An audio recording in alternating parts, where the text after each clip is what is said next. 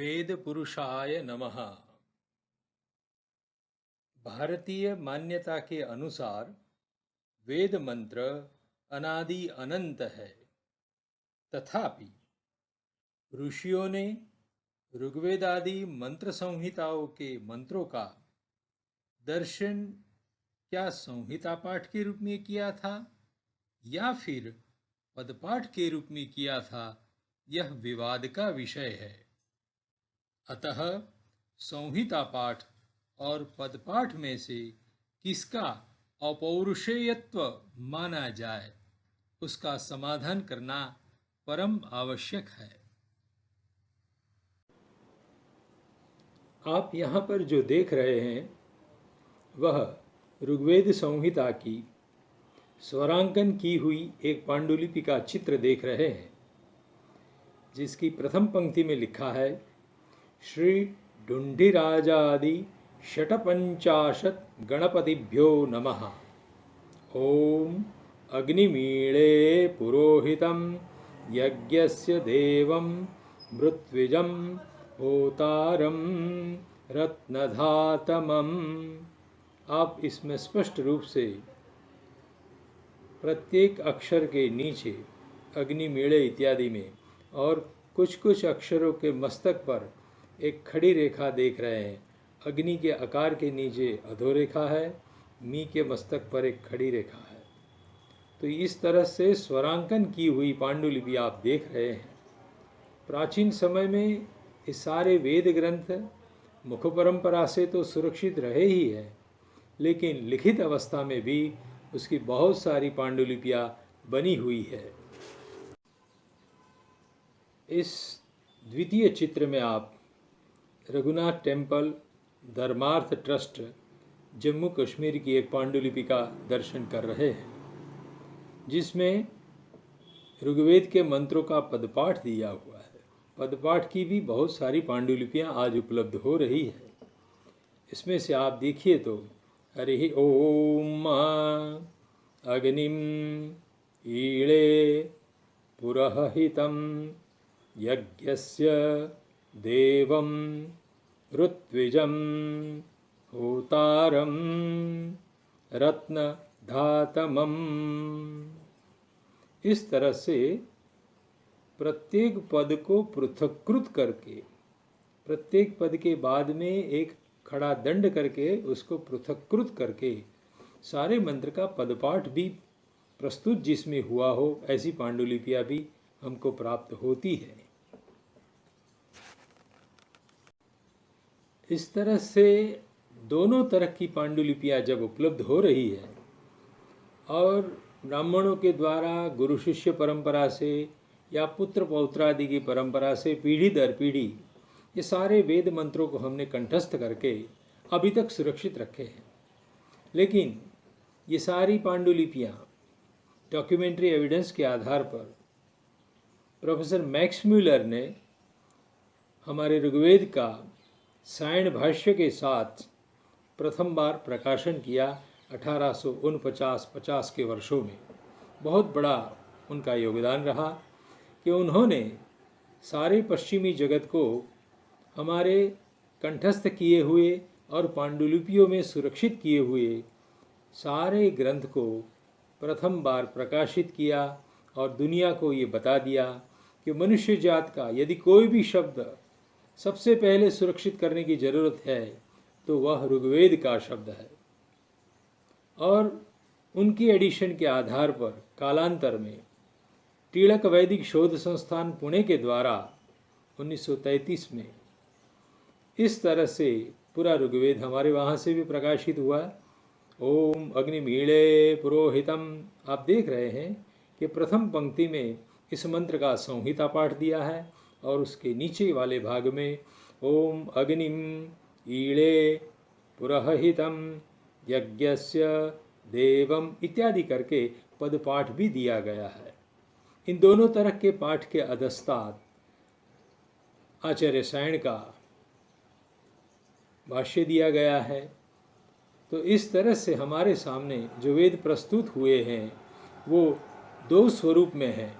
एक उसका संहिता पाठ हमको दिया जाता है और दूसरा वो पदपाठ के रूप में हमारे पास पहुंचा है। संहिता पाठ एवं पदपाठ में क्या भेद है, अब आपके सामने स्पष्ट हो गया कि ऋग्वेद आदि के मंत्रों का स्वरूप विविध रूप में प्रकाशित किया गया है।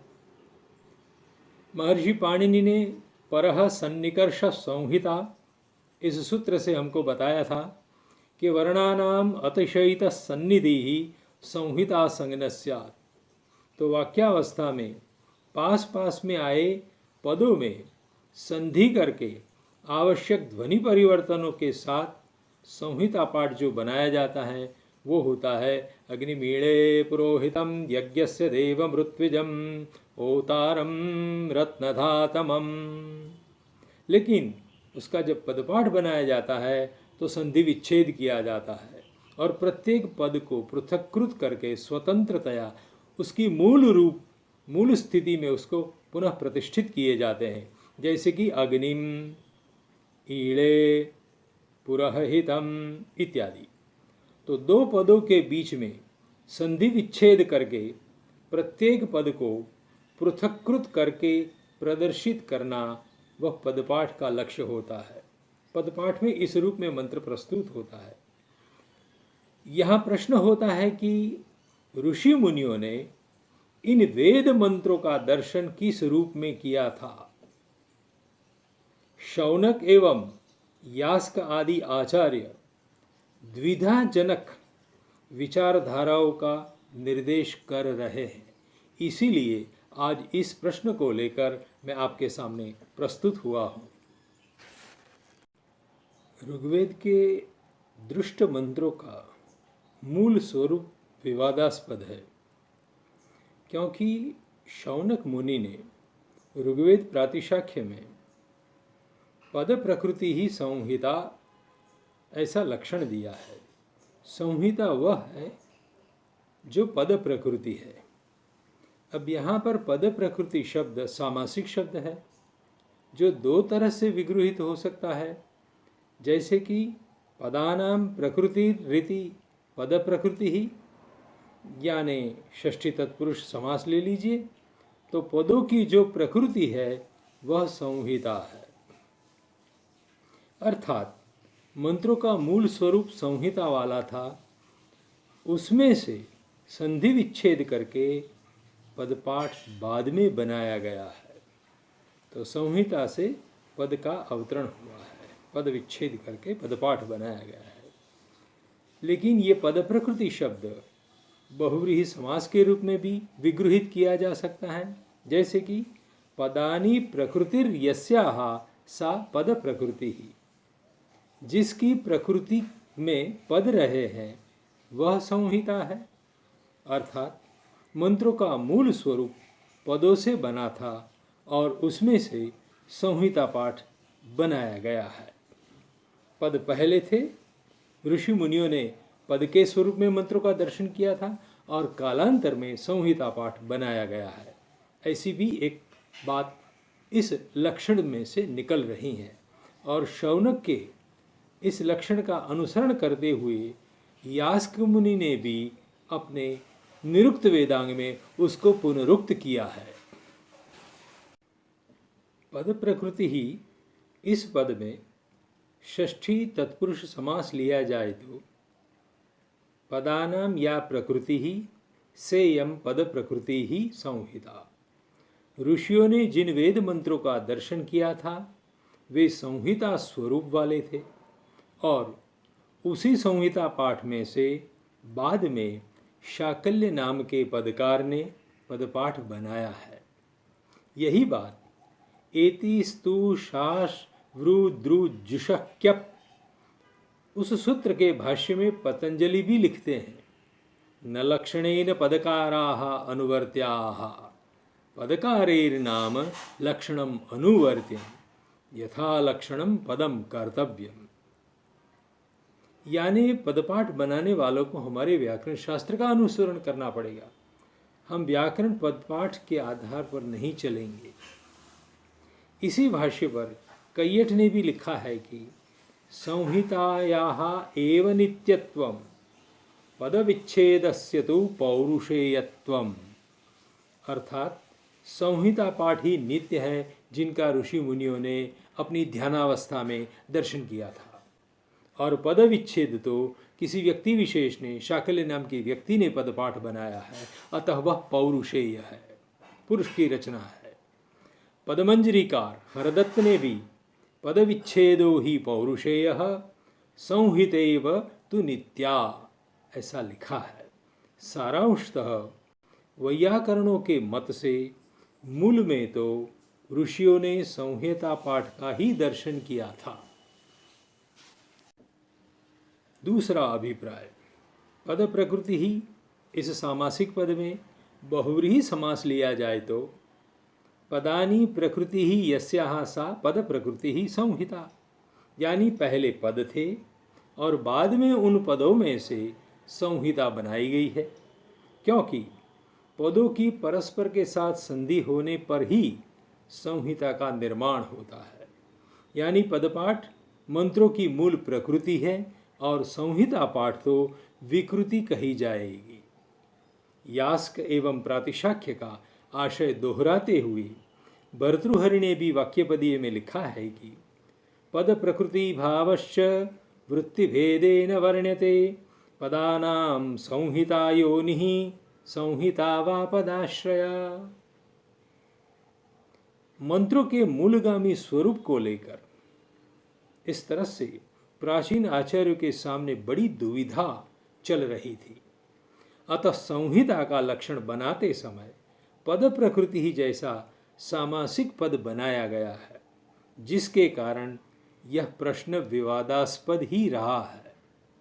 पूरी परंपरा देख लीजिए, दोनों तरह की अर्थावगति हो रही है।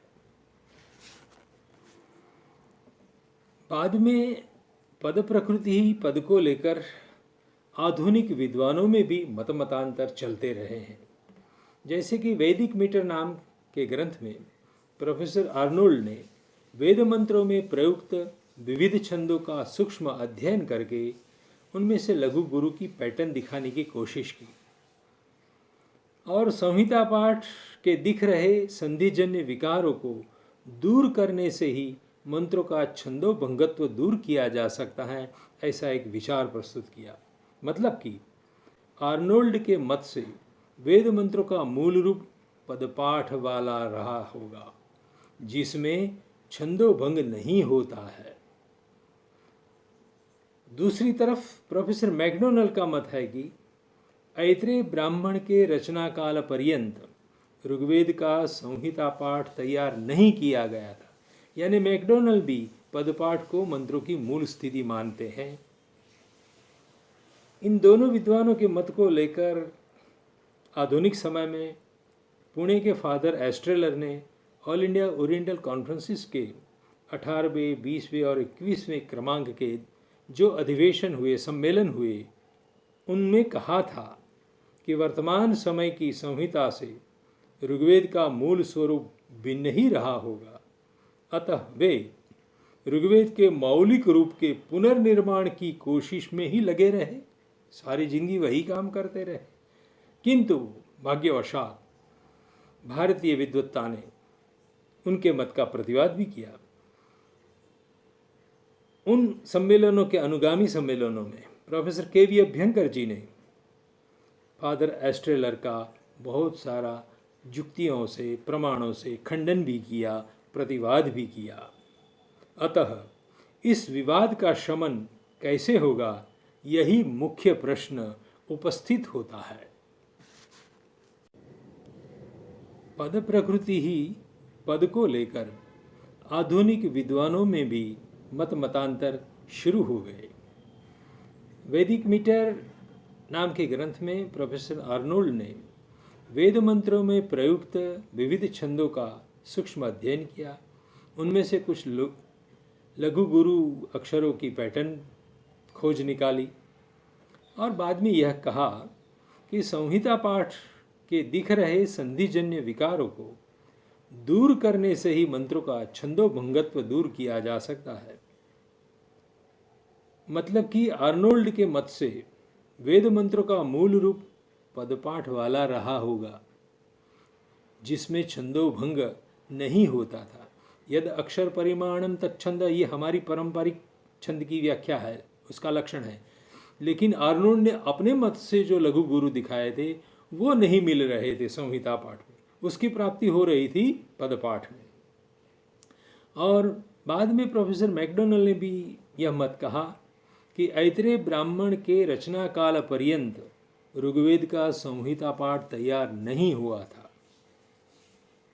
इन दोनों विचारों को लेकर पुणे के प्रोफेसर फादर एस्ट्रेलर ने ऑल इंडिया ओरिएंटल कॉन्फ्रेंसिस के कतिपय सम्मेलनों में कहा है कि वर्तमान समय की संहिता से ऋग्वेद का मूल रूप भिन्न ही रहा होगा, अतः वे सारी जीवन ऋग्वेद के मौलिक रूप के पुनर्निर्माण में ही लगे रहे।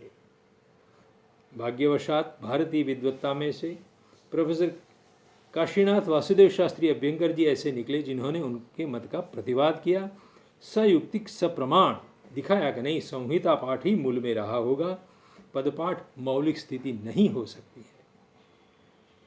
अब इस विवाद का शमन कैसे होगा, यही मुख्य प्रश्न उपस्थित होता है जिसकी हम आज चर्चा करने वाले हैं।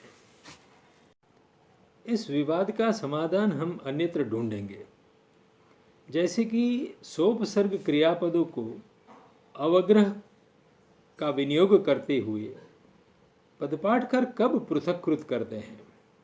तो एति स्तु शास वृ द्रु जुषः क्यप, इस सूत्र पर एक वार्तिक आता है कि आंग पूर्वाद अंजेह संज्ञायाम उपसंज्ञानम आज्यम घृतम। इस वार्तिक पर आपत्ति जताते हुए पूर्व पक्षी कहता है कि यदि वैयाकरण लोग अंजी धातु के पूर्व में आंग उपसर्ग लगा है ऐसा कहेंगे तो उस पद का मंत्रों में जहाँ जहाँ पर विनियोग हुआ होगा उसके पदपाठ में आज्यम इति आ अज्यम इति ऐसे अवग्रह लगाना पड़ेगा। जैसे कि पुरुष सूक्त का मंत्र देखिए, वसंतो अस्य आसिद आज्यम ग्रीष्म इद्मः शरद हविः। इस मंत्र के पदपाठ में अवग्रह नहीं किया है, यद्यपि उसमें आंग धन अज्य से आज्य शब्द बना है, तथापि वहाँ पर पदपाठकारों ने अवग्रह का विनियोग नहीं किया है।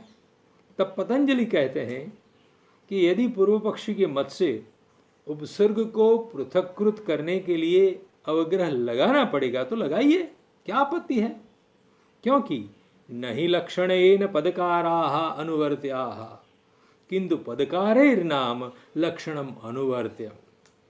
हम लक्षणकार यानी वैयाकरण सूत्रकार पदकारों का अनुसरण नहीं करेंगे। सही स्थिति तो यही है कि पदपाठकार को व्याकरण के लक्षण को ध्यान में लेते हुए उसका अनुसरण करना है। मतलब कि व्याकरण शास्त्र जिस वार्तिक से अंजी धातु को संज्ञा अर्थ में आंग उपसर्ग का विधान करता है उसको तो हम नहीं बदलेंगे, उसको हम बदल ही नहीं सकते हैं। आप यानी पदपाठकार ने अभी तक जो आज्यम पद को अखंड रखा है उसकी रक्षा के लिए हम वैयाकरण हमारे सूत्र का या वार्तिक का कभी भी परिवर्तन नहीं करेंगे, उसको नहीं छोड़ेंगे। अब यह एक बड़ी समस्या खड़ी हो जाती है कि वैयाकरण लोग पीछे हट करे या पदपाठकार पीछे हट करे। जब ऐसी समस्या खड़ी हो जाती है तो महाभाष्य पर टीका लिखने वाले कैयट उसका समाधान देते हैं। यत्र अर्थ निश्चयाभावः तत्र अवग्रहो न क्रियते।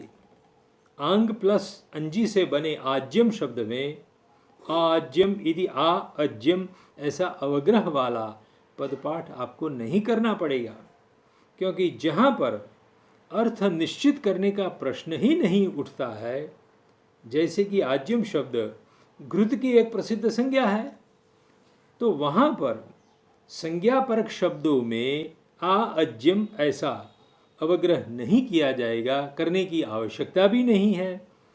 इस संदर्भ में अन्य उदाहरण भी द्रष्टव्य है। तो देखिए, अवग्रह का विनियोग कहाँ नहीं किया जाता है? पदों की अर्थावगति में जब संदेह नहीं पैदा होता है तब अवग्रह नहीं लगाया जाता है। उस विषय की चर्चा कैयट ने एति स्तु शाश वृ द्रु जुषः क्यप सूत्र भाष्य के प्रदीप में लिखी है और कहा है कि तथा च यत्र अर्थनिश्चयाभावः तत्र अवग्रहो न क्रियते तदुक्तम हरिद्रुर्नवगृह्यन्ते इति। हरिद्रुरित्यत्र किम हरिशब्दः इकारान्तः अथ हरि इत शब्दस्तकारान्त इति संदेहात् तत्र अवग्रहो न क्रियते। तो यहाँ पर हरि अवग्रह द्रु ऐसा हो सकता है पदच्छेद, अथवा हर प्लस इत ऐसा भी पदच्छेद हो सकता है। क्या करेंगे? ये संदेहास्पद स्थिति है। उसी तरह का एक दूसरा शब्द भी है आशुषुक्षणी ही।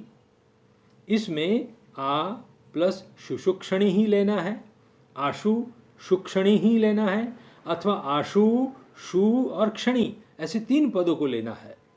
ऐसा संदेह होता है तब इस पद का पदपाठकारों ने अवग्रह किए बिना ही सीधा पदपाठ में अखंड पद के रूप में उसका प्रदर्शन किया है। इस संदर्भ में यास्क ने भी कहा है कि आशु इति च शु इति च क्षिप्र नामनि भवतः क्षिणीर उत्तर आ इत्य आकारः उपसर्गः पुरस्तात्। ये शब्द ऐसा है कि जहाँ अनेक तरह के तर्क वितर्क होते हैं, संदेह बनता है, इसलिए उसको बिना अवग्रह किए ही अखंड पद के रूप में पदपाठ में स्थापित कर देना है। कात्यायन ने भी अपने प्रातिशाख्य में लिखा है पांक्त्रान उद्रो अभ्राय संशयात नावगृह्यन्ते। तो जहाँ जहाँ पर संदेह होता है उस पद का संहिता में से पदपाठ में रूपांतर करते समय उसमें अवग्रह नहीं लगाया जाता है, उसको अखंड पद ही रखा जाता है। अब इस चर्चा का हम उपसंहार करते हैं। अवग्रह लगाने की प्रवृत्ति का पश्चात भावित्व जिससे सिद्ध होता है, प्रातिशाख्य, निरुक्त वेदांग और कैयट के वचनानुसार जहाँ संहिता पाठ के कतिपय शब्दों में संदेह है, जैसे कि पदों के पृथक्करण के दौरान उन पदों के अवयवों के विषय में संशय पैदा होता है, वहाँ पदपाठकारों ने उनको बिना अवग्रह लगाए ही छोड़ दिए हैं।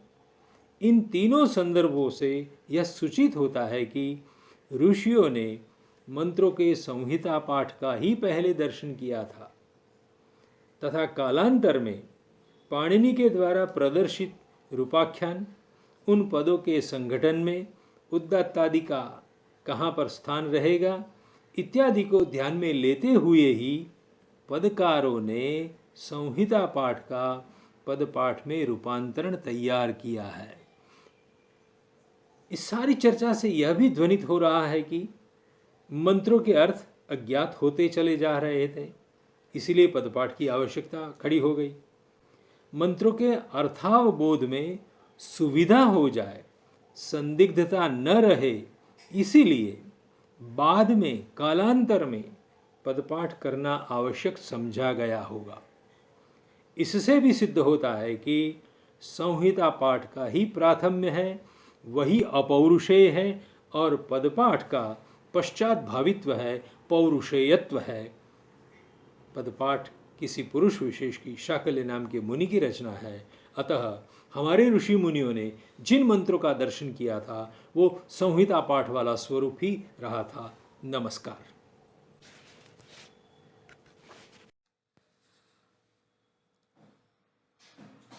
तो यह है हमारी संदर्भ ग्रंथों की सूची।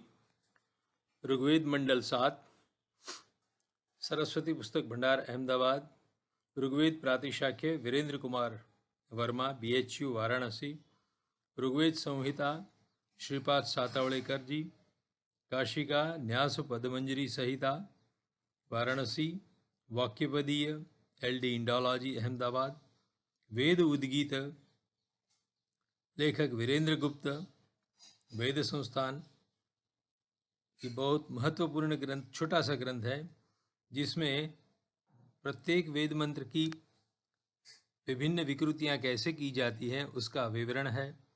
वेद विकृति लक्षण संग्रह प्रोफेसर के.वी. अभ्यंकर एवं जीवी देवस्थली का संपादन भांडारकर इंस्टीट्यूट पुणे से निकला है। वैदिक स्वरबोध डॉक्टर ब्रज बिहारी चौबे जी होशियारपुर। वैदिक स्वर मीमांसा, यह भी अत्यंत महत्वपूर्ण सुंदर ग्रंथ है, बहुत उपयोगी है। पंडित युधिष्ठिर मीमांसक ने उन्होंने उस ग्रंथ को लिखा है। और व्याकरण महाभाष्य प्रदीप सहित का। यहाँ पर इस चर्चा का समापन होता है। ऋषियों के द्वारा दृष्ट मंत्रों का स्वरूप निश्चित रूप से संहिता पाठ का ही रहा होगा और कालांतर में पदपाठ तैयार किया गया है, इसीलिए संहिता पाठ ही अपौरुषेय सिद्ध होता है और पदपाठ शाकल्य नाम के पदकार ने बनाया है, जो बाद में बनाई हुई पौरुषेय रचना है। सर्वेभ्यो धन्यवादाः नमस्क्रियन्ते।